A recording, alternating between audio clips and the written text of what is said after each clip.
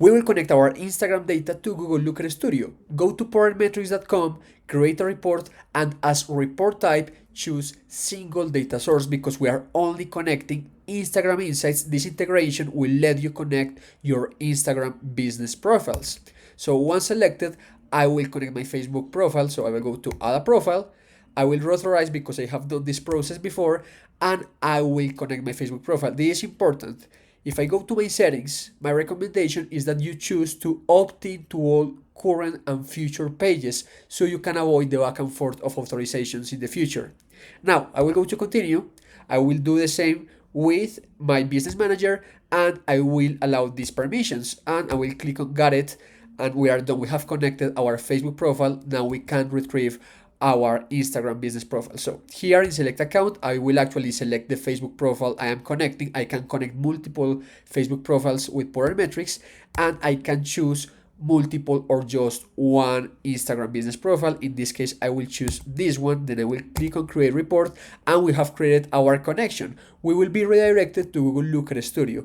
We will wait for some seconds for the report to load. Once your report is loading, you will click on the top right corner that says save and share. Click on acknowledge and save, and we have connected our Instagram data to Google Looker Studio. Let's see what we can do with our new Instagram dashboard. The first page is for Instagram follower tracking, where we can visualize our total followers, new followers, profile impressions over time, and I can break down this data by date, week, month, however I want. The next page is for post performance, and this is interesting because you can segment this data in multiple ways.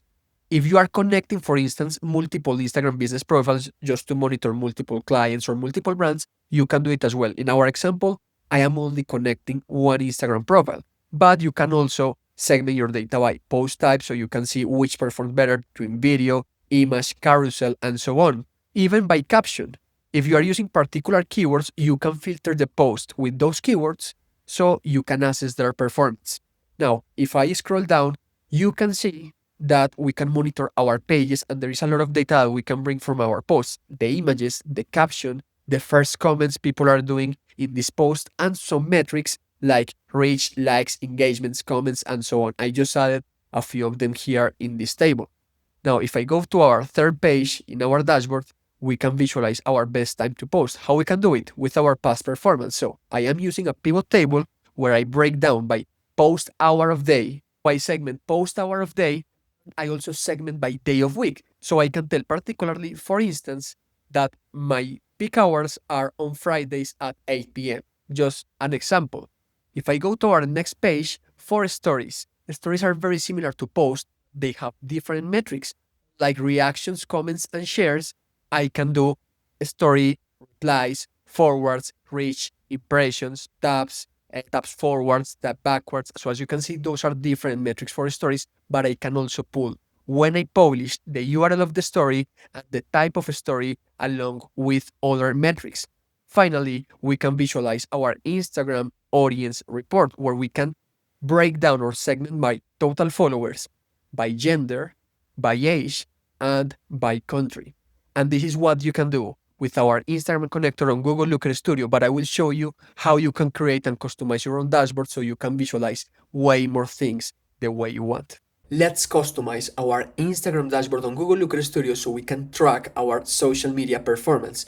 I will start by creating a new page from our template. So I will click on page 1 of 5, I will add a blank page, and I will change the name of this page. So I will click on this 3 dot icon, click on rename, and I will call it Instagram. Also, I will add an icon, so I will go to select an icon, and I will choose this heart and apply.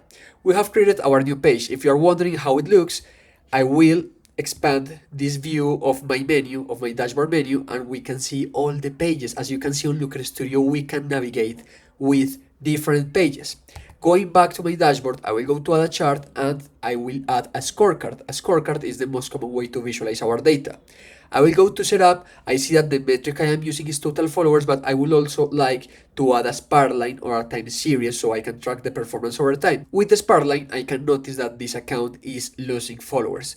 I will go to style and I will change a little bit this scorecard. First, I will add a border. So the border of this scorecard is 2 and I will make it 1. So I will make it thinner. And also I will add a radius. So here I will use 10, and now I have designed my scorecard. That now I don't need to customize the design anymore. I only need to copy and paste the scorecards and change the metrics, and I will do so. I will copy and paste, and I will add a different metric. It will be new followers. I will do it again, and I will do profile impressions, and finally I will do it with post engagement. So I have profile metrics and post metrics. I will also change the size of these scorecards for these KPIs, and I will create a different chart. So I will go to add a chart, and I will add a time series so I can track my performance over time. By default, this is breaking down my total followers over time by date, but I would like to visualize a different metric. So instead of total followers, I will select post impressions, and I will show you how to read or analyze this data. You are seeing that we only have impressions on July 4 and July 9, but this is not true. The way Instagram data works is that it will show me the performance, the lifetime performance of each post from the date it was published. That's why we only see impressions technically on July 4th. Now, I will create a different chart, but I will do some changes first. I will go back to this post engagement first. I will show you how we can change the style. So I will copy the styling of this scorecard, and I will paste, and I will do paste special so I can paste the style only. This way you can save a lot of time customizing the design of your charts. You can simply take a particular chart design and you can copy and paste such design across your visualizations. Now, I have this chart. The next step is going to style. I will show the title, and the title will be performance over time. For our table, it will be different. First, I will set up the query or the metrics and dimensions I want to visualize.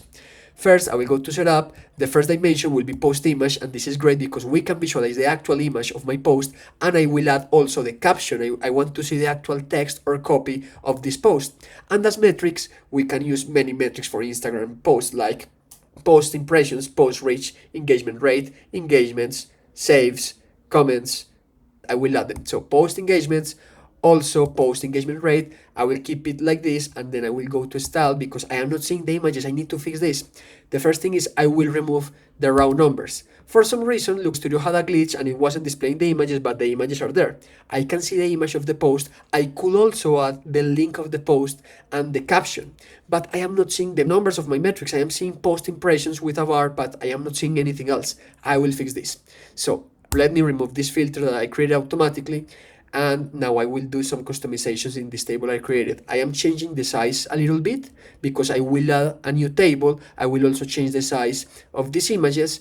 And the next change I will do is I will show the number of every metric. So on a style, by every metric, I can show the number. This is the metric 1, this is the metric 2, this is the metric 3, and we have completed our table. I will copy and paste this table, and I will change the query a little bit. So I will resize this, and now the new metrics I will visualize is for stories. So it will be first the story picture, and also I will use some metrics related to stories like stories replies and stories, for instance, taps forward and backward. Now I have a table for stories and a table for posts. The next step is I will resize this. I will go to my current page settings because I want to add more charts. So on style, I will expand the height from 900 to 1300, and I can add more charts because I want to show you an audience breakdown. So here with these tables, I will select them, I will change the size, I will make them a little bit bigger. And with these tables, I will change the names now. So I will go to show title, I will enable the title, and this one will be called stories. I will bold this text, and this one will be called post, and I will bold this text as well.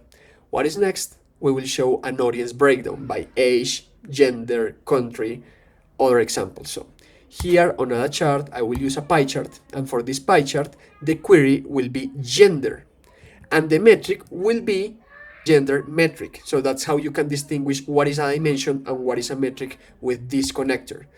This one is displaying my total followers by gender, but I need to use this metric. The second graphic will be for age. So I will use followers age, and the metric will be as well followers age metric. But I want to change actually the visualization type because pie charts are not good for data that has an order. and age groups have an order from younger to older generations. So I will go back to chart types and I will choose a bar chart.